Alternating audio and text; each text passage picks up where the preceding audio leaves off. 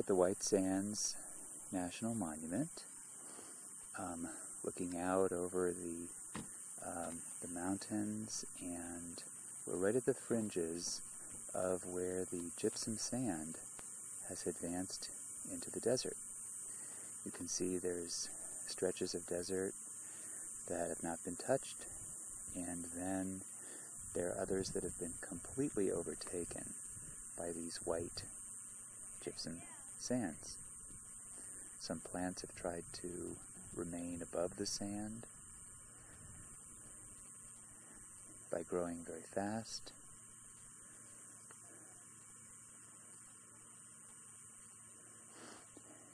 And the gypsum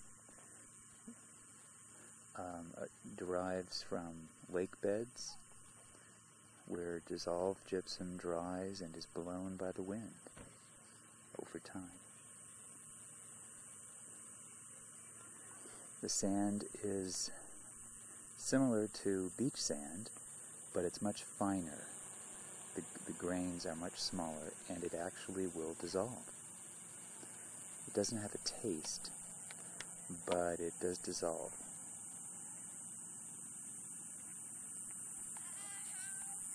And now we are going to continue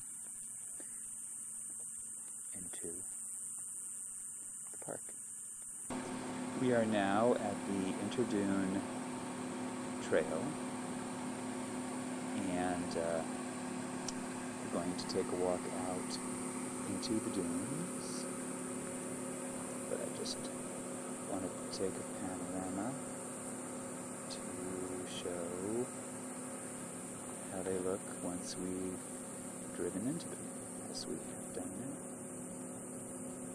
A couple of people for contrast.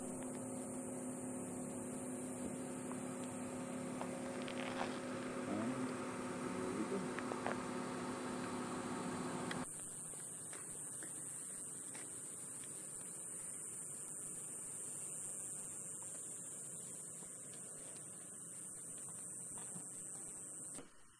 Now here's an example of a plant that held on to the gypsum and is now growing on a pedestal of its own, while the sand dune moved on.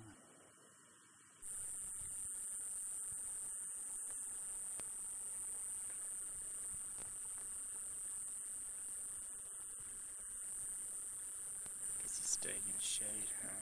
Yeah. Are you zooming in on him? Yep. There he is.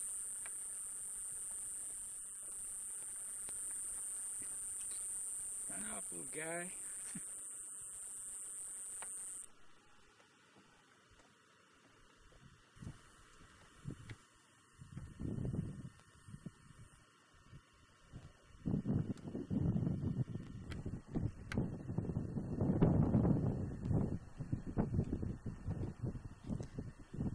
We are now on the dune field overlook.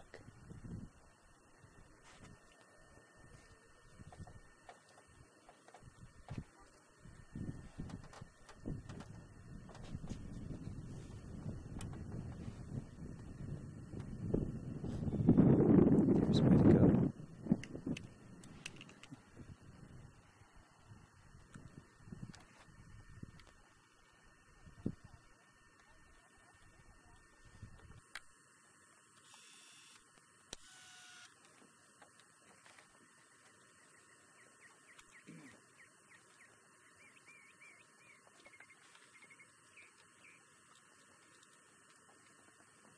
As you can see, the road has ended, the blacktop has ended, and now we are driving directly on the dunes that have been plowed.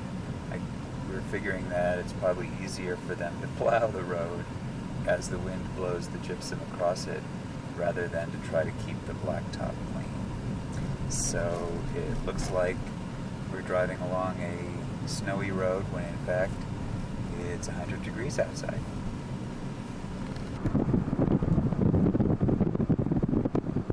And here's the view of some of the dunes from the car. The air-conditioned car.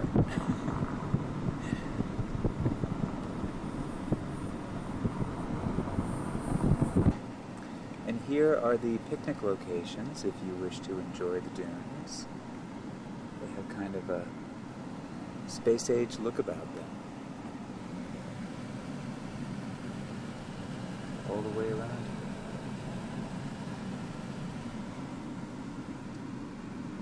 Little barbecue.